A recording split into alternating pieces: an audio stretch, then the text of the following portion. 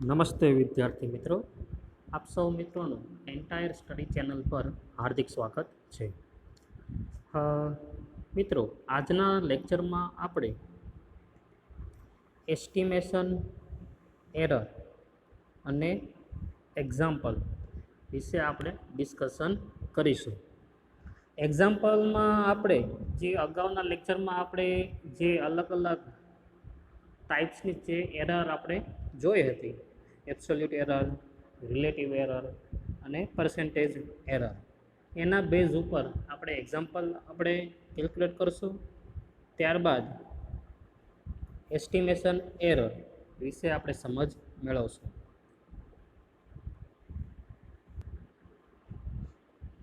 ગયા લેક્ચરમાં મિત્રો આપણે અહીં સુધી આપણે અભ્યાસ કર્યો હતો, એટલે છેલ્લે આપણે પર્સન્ટેજ એરર અને એનો એક્ઝામ્પલ આપણે છેલ્લે જોયો હતો. હવે આજે આપણે નોટથી શરૂઆત કરીએ.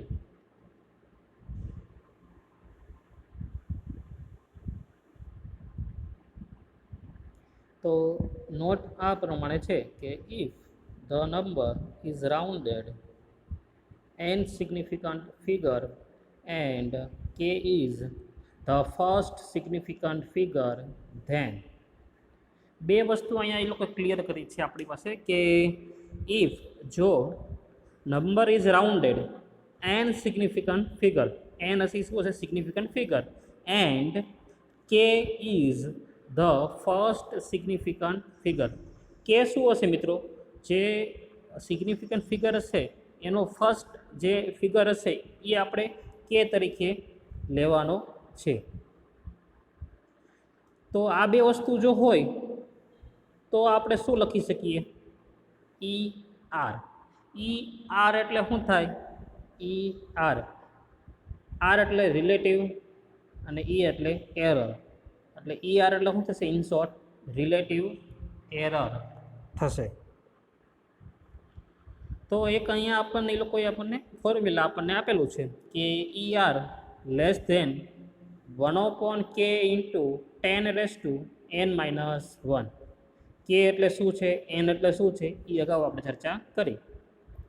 હવે આ રિલેટિવ એરરનું એક આપણને રિઝલ્ટ આપ્યું હતું અને ત્યારબાદ આપણને આપ્યું છે એબ્સોલ્યુટ એરર, એટલે E A equal to E A less than 1/2 into 10⁻⁻n.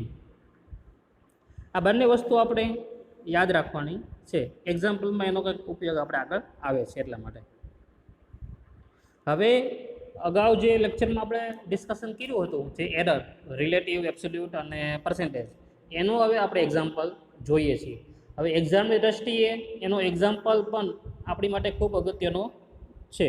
કે આ એક્ઝામ્પલ આપણે પૂછી શકે અથવા એના ડેફિનેશન આપણને પૂછી શકે. તો આપણે સૌપ્રથમ એક્ઝામ્પલથી જે એક્ઝામ્પલ છે એનો એના વિશે હવે આપણે ચર્ચા કરીએ.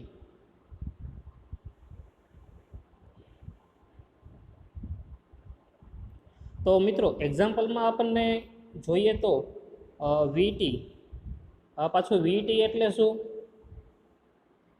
વીટી એટલે શું છે? ટી એટલે ટ્રુ અથવા રિયલ અને વી એટલે વેલ્યુ. એટલે વીટી એટલે શું થશે? રિયલ વેલ્યુ અથવા શું થશે? True value. એ આપણને આપ્યું છે 10/3. વી એ એટલે શું થશે મિત્રો?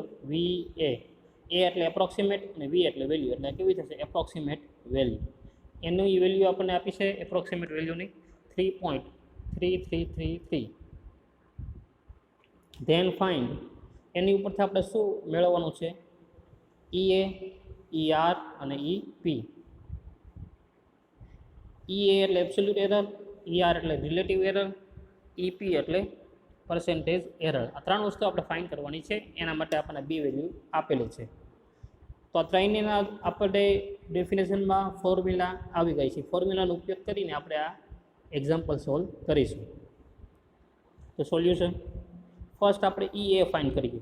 હવે એબ્સોલ્યુટ એરરનું તમે ડેફિનેશનમાં સૂત્ર તમે જોશો તો સૂત્ર શું છે? મોડ ઇન વીટી માઇનસ વી એ. મોડમાં શું લેવાનું છે? વીટી માઇનસ વી એ. હવે વીટી આપણી પાસે છે મિત્રો શું છે? 10/3. હવે મિત્રો 10 अपॉन 3 એનો તમે કેલ્ક્યુલેશન કરો, સોલ્વ કરો એટલે તમને આન્સર આવવા મળશે 3.333 ચાલ્યા કરશે ઇન્ફાઇનાઇટ, એવી રીતે આગળ ચાલ્યા કરશે.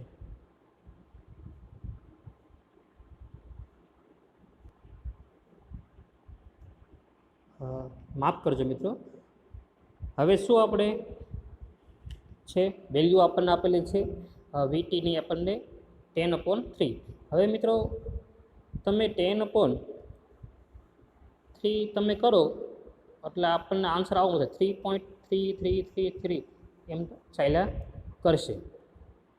હવે મિત્રો અગાઉના સ્ટાન્ડર્ડમાં આપણે આવી ગયું કે પોઈન્ટ પછીનો જે ડિઝિટ છે રિપીટેશન થતો હોય તેને આપણે એ રિપીટેશનની ફિગર ન લખવી હોય તો આપણે શું કરી દઈએ છીએ ઇન શોર્ટ ટૂંકમાં 3.3નો આપણે શું કરી દઈએ છીએ 12. આ 12નો અર્થ શું થાય છે કે જે 3 ડિજિટ છે એનું શું થાય છે રિપીટેશન થાય છે.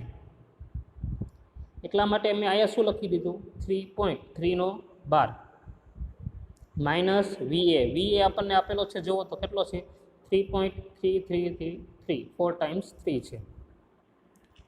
હવે મિત્રો આ બેની આપણે સબટ્રેક્શન કરવાનું છે એટલે બાદબાકી કરવાની છે તો કરીએ તો શું થશે 3.3333 એવી રીતે ચાલ્યા કરે છે મિત્રો. અને માઇનસ આપણે શું કરવાનું છે 3.333 4 વખત છે. તો હવે તમે આની બાદબાકી કરો મિત્રો તો આ તો શું થઈ ગયું 0 0 થઈ ગયું બધું. પછી પાછળ શું છે 3 3 એવી રીતે ચાલ્યા કરશે એટલે આન્સર આપણને આવો મળે છે. એટલે એનું આમ લખી શકું 0.4 ટાઈમ્સ 0 3નો 12. હવે મિત્રો આ આન્સર આપણો સાચો જ છે. આ આન્સરને આપણે આવી રીતે લખી શકીએ. જુઓ તો આપણે 4 ડિજિટ જે છે એને આપણે ખસેડીએ પોઈન્ટ અને જમણી બાજુ તો ઘાત કેટલી આવશે 4, પણ કેમાં આવશે નેગેટિવમાં. શા માટે આપણે જમણી બાજુ ખસીએ છીએ એટલા માટે. એટલે 1 1 2 3 અને 4 એટલે 0.3 12 10⁻⁴ આવશે. જમણી બાજુ આપણે ખસ્યા એટલા માટે. તો આ મિત્રો આપણને શું મળી ગયું એબ્સોલ્યુટ એરરનો શું મળી ગયો આન્સર. ત્યારબાદ હવે આપણે ER ગોતશું અને ત્યારબાદ EP.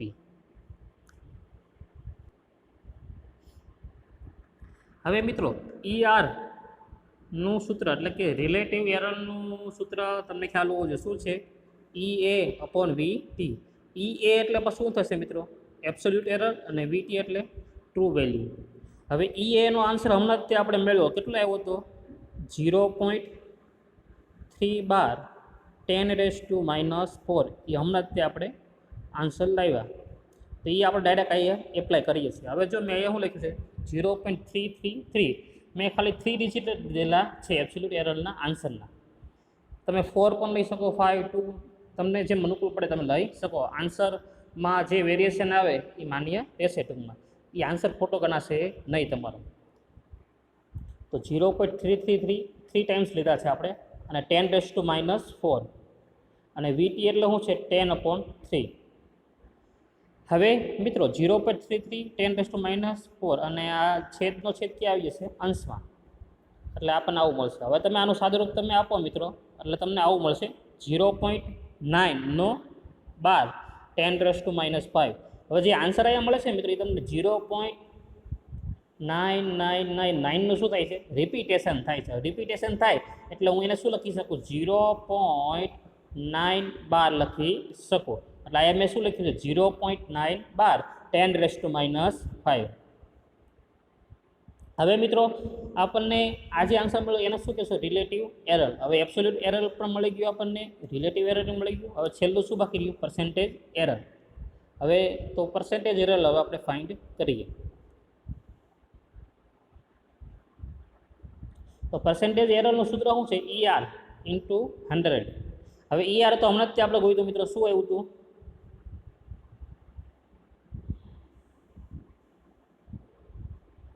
શું આવ્યું હતું 0.9 10⁻⁵. એ ડાયરેક્ટ આપણે અહીંયા યુઝ કરશું. તો 0.9 10⁻⁵ × 100 હવે 0.9 બાર એઝ ઇટ ઇઝ. હવે આ 10⁻⁻5 છે અને આ 100 છે, તો એનું તમે સાદું રૂપ આપો એટલે કેટલું આવશે? 10⁻³ આવશે. તો આ જે આન્સર મળ્યો મિત્રો એ આપણો શું મળી ગયો? Percentage error.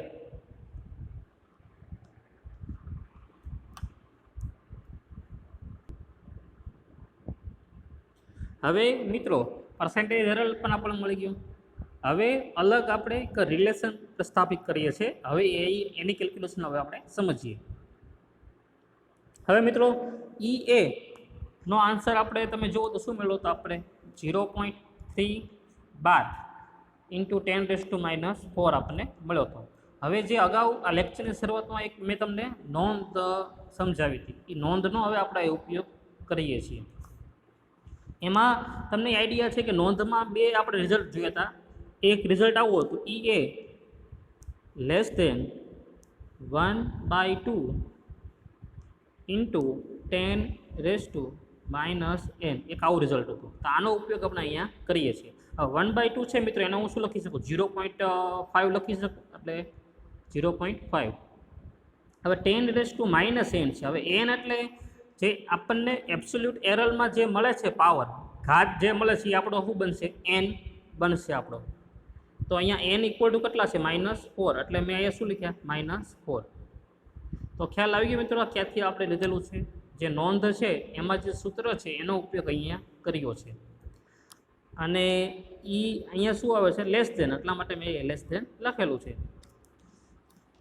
એટલે એ ઇક્વલ ટુ આ છે, તો લેસ ધેન આપણે આ લખી શકીએ.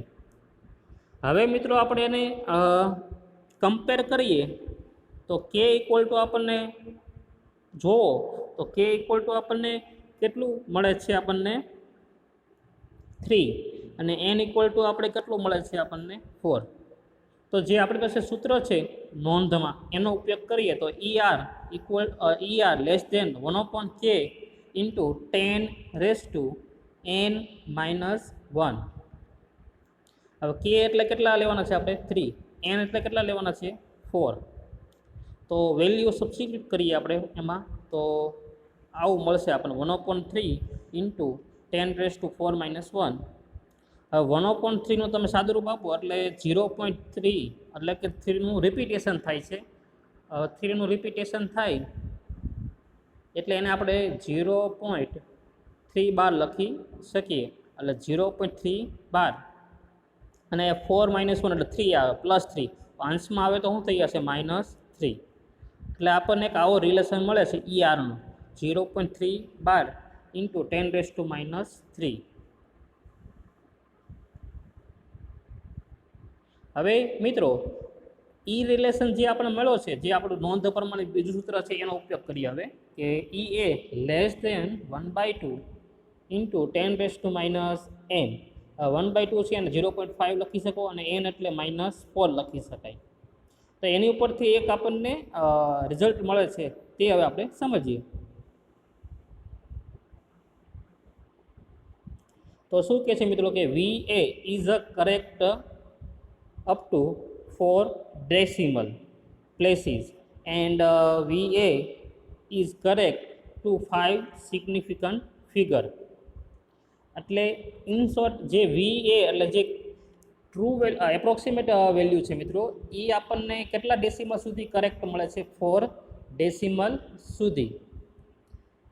એન્ડ VAનો જે કરેક્ટ જે સિગ્નિફિકન્ટ ફિગર હશે એ કેટલો હશે? આપણને 5 સુધી આપણને કરેક્ટ મળે છે. તો આ જે મિત્રો આપણે એક્ઝામ્પલ જોયો એ કોનો હતો?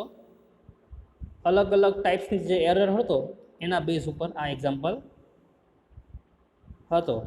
હવે મિત્રો આપણે જે સમજવાના છીએ તે છે લેક્ચરનો બીજો પાર્ટ, કયો? Estimation error.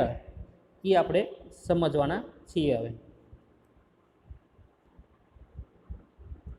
હવે એસ્ટિમેશન એરર મિત્રો આ જે ટોપિક છે એક્ઝામની દૃષ્ટિએ પણ આપણા માટે ખૂબ જ મહત્ત્વનો છે.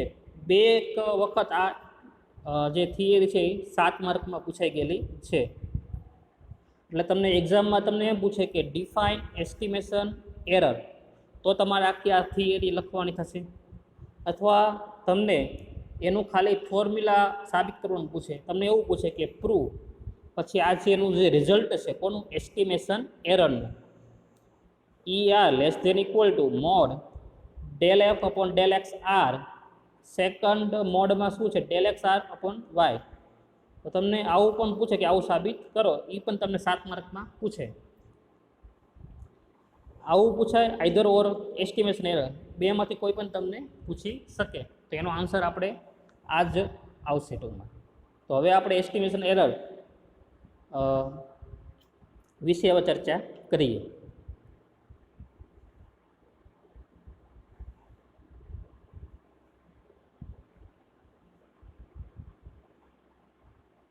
તો let y equal to F of x1 x2 up to x3 x4 up to xn, where જ્યાં 1 less than equal to r less than equal to n. એટલે મિત્રો જે r ની વેલ્યુ હશે બરાબર, એ r ની વેલ્યુ 1 કે 1 કરતાં મોટી અને n કે n કરતાં કેવી હશે નાની હશે. Are subjected to relative error mod delta Y. આ જે વેલ્યુ છે મિત્રો બરાબર, એ કોને સબ્જેક્ટ ટુ રિલેટેડ છે, relative error mod delta Y. આ મોડ ડેલ્ટા વાય છે એ આપણે રિલેટિવ એરર તરીકે આપણે લઈશું. અને એ મોડ ડેલ્ટા વાયમાં પાછી જે રેન્જ છે બરાબર, એ જે ઉપર આપણે હમણાં જોઈ હતી ફંક્શન માટે, વાયના ફંક્શન માટે, એ જ જે એનો જે રેન્જ છે વિસ્તાર છે એટલો રહેશે. શું 1 less than equal to R less than equal to N respectively અનુક્રમે. તો હવે આની ઉપરથી આપણે જે રિલેટિવ એરર છે એ હવે એના વિશે આપણે ડિસ્કસ કરીએ. તો મોડ ડેલ્ટા વાય. હવે અગાઉના લેક્ચરમાં પણ આપણે સૂત્ર આવી ગયેલું છે, એનો તે ઉપયોગ અહીંયા આપણે કરીશું.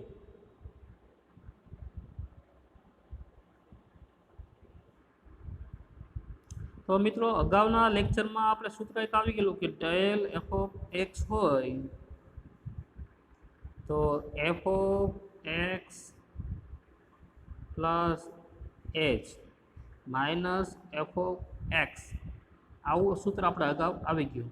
તો આ સૂત્રનો ઉપયોગ આપણે અહીંયા કરીશું. પણ અહીંયા ફેર એટલો છે મિત્રો કે અહીંયા એક્સ આપણને ખાલી એક વેલ્યુ નથી આપી, એની આપણને કેટલી આપી છે એન વેલ્યુ આપણને આપેલી છે. અને એચની જગ્યાએ આપણે શું લેવાનું છે ડિફરન્સ આપણે લેવાનું છે. એટલો આપણે ચેન્જીસ આ ફોર્મ્યુલામાં કરીશું. અહીંયા પણ જ્યાં એક્સ છે ને આપણે એક્સની વેલ્યુ 1 થી લઈને n સુધી એપ્લાય કરીશું.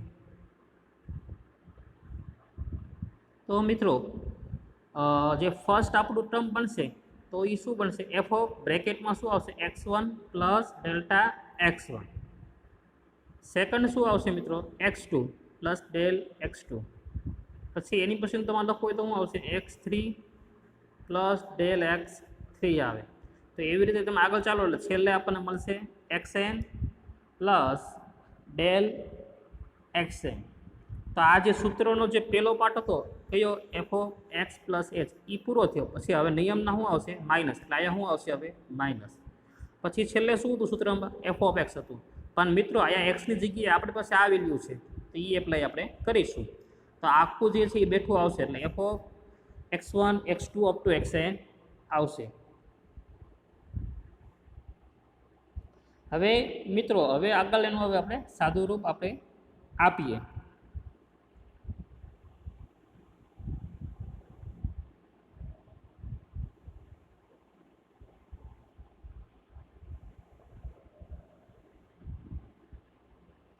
હવે મિત્રો સાદું રૂપમાં ખાસ તમે હવે ધ્યાન રાખજો.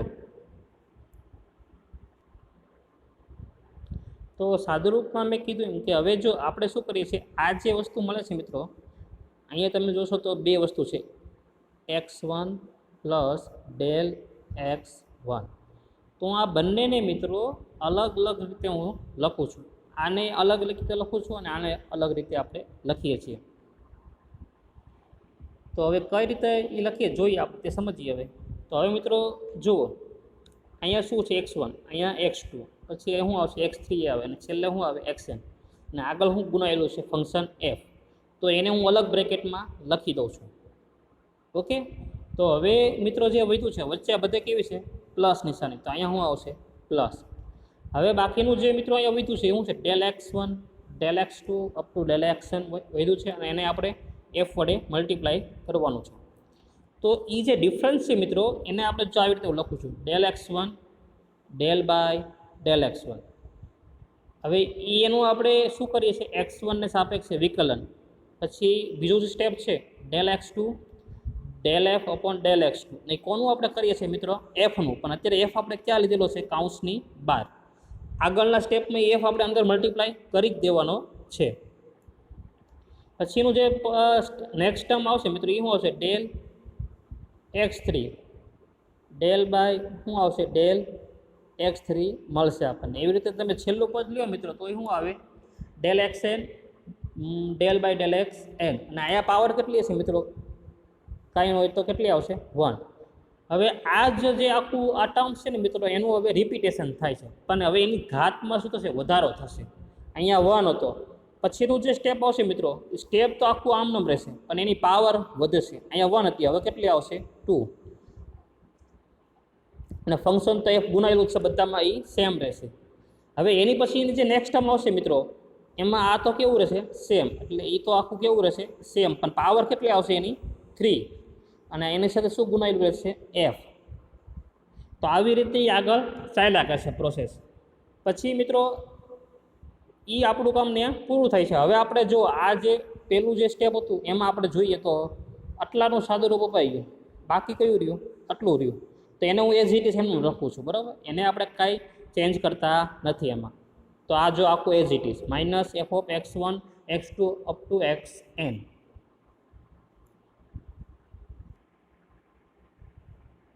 તો હવે મિત્રો તમે આ સ્ટેપમાં જુઓ તો અમુક વસ્તુ કેન્સલ થઈ જશે. જો આ પ્લસ આખું જે છે f of x1 x2 up to xn, અને છેલ્લે તમે જો અહીંયા શું છે minus f of x1 x2 up to xn છે.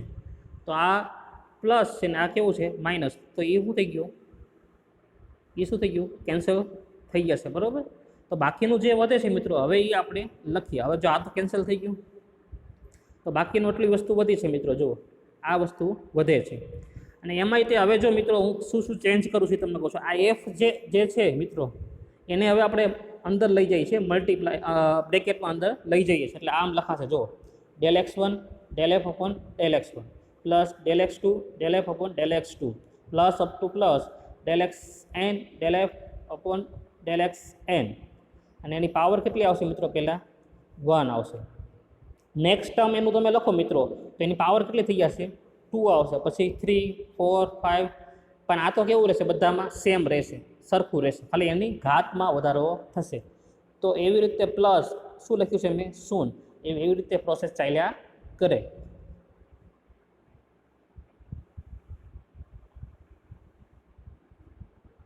તો મિત્રો અહીંયા જે વસ્તુ આપણને મળે છે આ બ્રેકેટમાં જે કોમન સ્ટેપ આપણને મળે છે બધામાં, આ આખું જે એક્સપાન્શન તમે જોવો છો મિત્રો એમાં આગળ તમે વધો એટલે આ જે છે એ તો બેઝિક રહેવાનું છે સેમ. ફરી વખત તમને કહું આ જે છે એ તો બધામાં કોમન રહેવાનું છે, એટલે એમાં કેટલી પાવર આવે 1, પછી પ્લસ આ જે આખું છે એ અહીંયા બેઠું આવશે, પાવર વધશે ને કેટલી આવશે 2, પ્લસ બ્રેકેટમાં શું આવશે અંદર આ જે વસ્તુ છે એ આવશે, પાવર કેટલી આવશે 3. તો એવી રીતે આગળ ચાલે છે મિત્રો પ્રોસેસ, અને છેલ્લે એવી રીતે ઇન્ફાઇનાઇટ ટૂંકમાં ચાલશે આગળ સો ઓન આગળ ચાલશે. તો આ જે કોમન જે એક્સપાન્શન છે મિત્રો એને આપણે કઈ વેલ્યુ તરીકે ઓળખીએ છીએ આપણે એસ્ટિમેશન એરર. આને આપણે શું કહીશું એસ્ટિમેશન વેલ્યુ તરીકે કન્સિડર કરશું. એસ્ટિમેશન કયો અથવા તમે એને શું કહી શકો એપ્રોક્સિમેટ વેલ્યુ પણ કહી શકો. ના કોને ઇક્વલ ટુ મળે છે મિત્રો આપણને mod delta Y equal to. હવે મિત્રો આ જે વેલ્યુ છે આપણને પોઝિટિવ મળે, બરાબર, ધન મળે, એટલા માટે આપણે એમ શું કરેલું છે મોડ કરેલો છે. હવે મિત્રો આગળ આપણે વધીએ તો એસ્ટિમેશન એટલે વેલ્યુ અથવા એપ્રોક્સિમેટ વેલ્યુ એ આપણને ખ્યાલ આવી ગયો. હવે આગળ આપણે એનું સાદું રૂપ આપીએ અને જે આપણને રિઝલ્ટ સાબિત કરવાનું કીધું છે તેની ઉપર હવે આગળ વધીએ. હવે મિત્રો તમને અગાઉના સ્ટાન્ડર્ડમાં આપણે સાયન્સ 11-12માં આપણે આવી ગયેલું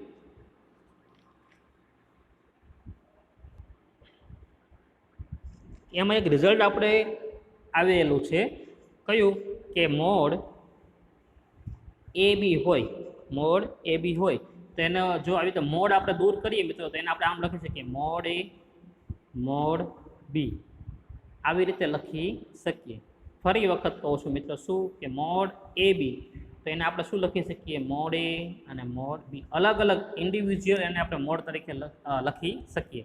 તો આનો ઉપયોગ આપણે હવે આ થિયરીમાં કરવાનો છે.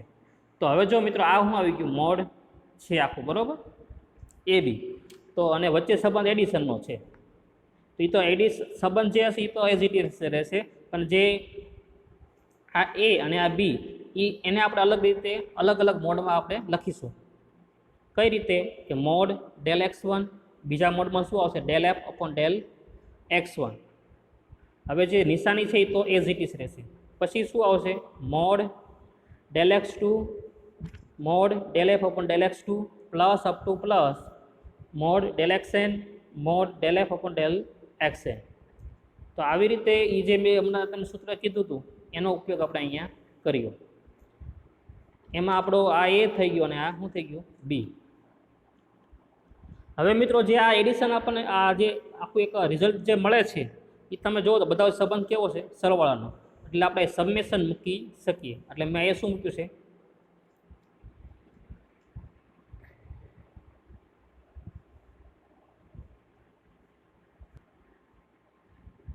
અને એક બીજી વસ્તુ આરવર કહેવાની રહી કે મોડ એ બી હોય મિત્રો તો જ્યારે મોડ તમે છૂટા કરો મોડ એ મોડ બી એટલે એ જે ઇક્વાલિટીનો જે રિલેશન છે એ ઇક્વાલિટી પણ હોઈ શકે અથવા શું હોઈ શકે less than or equal to છે. તો ઇન શોર્ટ શું છે ઇક્વાલિટી જ છે બરાબર, પણ અહીંયા કેવી આવશે less than or equal to. અમુક રિઝલ્ટમાં એનું મૂલ્ય વધુ હોય છે એટલા માટે અહીંયા મેં શું લખેલું છે less than or equal to. ખાલી તમે ઇક્વલ ટુ લખો તો પણ સાચું જ છે બરાબર, ખોટું પડશે નહીં. એટલે અહીંયા શું લખેલું છે less than or equal to. હવે મિત્રો ફરી વખત આપણે ઇક્વલ ટુના રિલેશન ઉપર આવી જઈએ તો હવે અહીંયા જો બધે એડિશનનો છે એટલે અહીંયા શું આવશે સબમેશન. સબમેશનમાં સ્ટાર્ટ ક્યાંથી થાય છે 1 થી થાય છે અને એન્ડ ક્યાં આવે છે n એ. તો અહીંયા મેં એનો લાસ્ટ લિમિટ જે છે એ શું આવશે n આવશે. તો એનું જે કોમન ફંક્શન છે એ શું બનશે મિત્રો પહેલા મોડમાં આવશે ડેલ એક્સ આર અને સેકન્ડ મોડમાં આવશે del F upon del x R. હવે તમે આમાં વારાફરતી 1 પછી 2 3 અને છેલ્લે n મૂકવા તો ઓટોમેટિક ઉપરનો આપણને મળી જશે. એટલે આ બંને જે લખવાની જે પેટર્ન છે અગાઉના ધોરણમાં પણ આપણને આવી ગઈ છે એટલે તમને એ આવડે જ છે આ વસ્તુ. તો એટલે આને આપણે સબમેશનના ફોર્મમાં લખેલું છે ખાલી ઇન શોર્ટ. આને ઇક્વેશન તમારે કહેવાનું છે 1.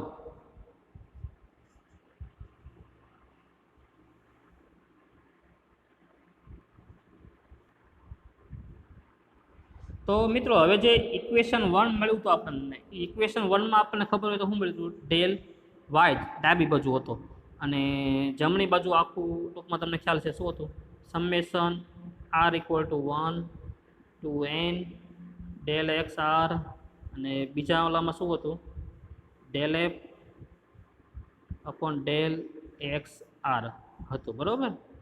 તો હવે આ રિઝલ્ટમાં જે ઇક્વેશન 1 છે એમાં તે શું કરું છું બંને બાજુ શું કરું છું છેદમાં વાય વડે હું મલ્ટીપ્લાય કરું છું. છેદમાં બંને બાજુ શું કરું છું વાય વડે હું ભાંગું છું ટૂંકમાં. એટલે જો આવું થશે બરાબર, બાકીનું બધું કેવું રહેશે એઝ ઇટ ઇઝ રહેશે. હવે મિત્રો એક રિઝલ્ટ તમારે યાદ રાખવાનું છે કે ડેલ વાય અપોન વાય હોય બરાબર, તો એ શું આવી હશે એને શું કહીએ છીએ આપણે રિલેટિવ એરર. એટલે એ કોને ઇક્વલ ટુ આવે છે ઈ આર બરાબર, E R less than equal to mod del Y upon Y. આ એક રિઝલ્ટ તમારે યાદ રાખવાનું રહેશે, એનો આપણે આગળ એક્ઝામ્પલમાં પણ ઉપયોગ આવે છે. એટલે હવે આ મોર ડેલ વાય અપોન વાય છે એને આપણે શું લખી શકીએ ER તરીકે લખી શકીએ. શા માટે less than or equal to છે, ઇક્વાલિટી જ છે ઇન્સર્ટ, બરાબર. એટલા માટે હું શું લખું છું હવે implies ER less than equal to અને અહીંયા શું છે જોવો તો ડેલ વાય અપોન વાય છે, પણ એની ઇક્વલ ટુ તો ઉપર તમે શું આપેલું, જો આવું આપણને આપેલું છે તો એની ઇક્વલ ટુ છે, એટલે આપણે શું લખી શકીએ, લખી શકીએ આપણે આખું બેઠું. એટલે in short ER less than equal to mod del Y upon Y છે તો એની ઇક્વલ ટુ હું આ લખું છું, એટલે આ લખું છું summation R equal to 1 to n mod del x R upon y. Second મોડમાં આવશે del F upon del x r. તો મિત્રો આ જે વસ્તુ છે એ તો આપણે આ થિયરમમાં આપણે સાબિત કરવાનું હતું. એટલે તમે અગાઉ જે ક્વેશ્ચન છે ક્વેશ્ચન તમે જોશો એટલે એમાં આ વસ્તુ છે. તો આ રીતે આપણે આ થિયરમ સાબિત કરી શકીએ. અને ઇક્વેશન 1 જે આપણને મળે છે આની પહેલાંની જે સ્લાઇડ હતી એમાં ઇક્વેશન 1 મેં આપેલું છે, તમને ખ્યાલ હોય તો ઇક્વેશન 1 માટે આપણે શું કહી શકીએ કે ફ્રોમ રિઝલ્ટ 1 પરિણામ 1 પરથી we can say more delta y is an estimation error. Estimation error છે ઇક્વેશન 1માં જે આપણને મોર ડેલ્ટા વાયમાં છે તે કેમાં ઇન વાયમાં.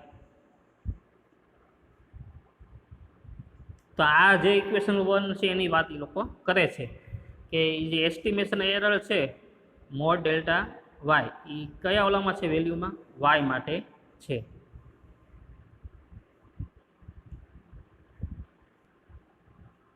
તો ફરી વખત from result 1 we can say delta y is estimation error in y. તો મિત્રો વિદ્યાર્થી મિત્રો આ રીતે આપણે આખું આ થિયરમનો અભ્યાસ આપણે કર્યો. એટલે એક્ઝામમાં તમને પૂછે, તમને આ જે રિઝલ્ટ છે એ પણ પૂછી શકે અથવા એસ્ટિમેશન એરર બંને પૂછી શકે. તો તમારે આવી રીતે આખું એને ડિરાઈવ કરવાનું થશે. હવે આની પછીના લેક્ચરમાં આપણે થોડાક વધારે એક્ઝામ્પલ નો અભ્યાસ કરીશું.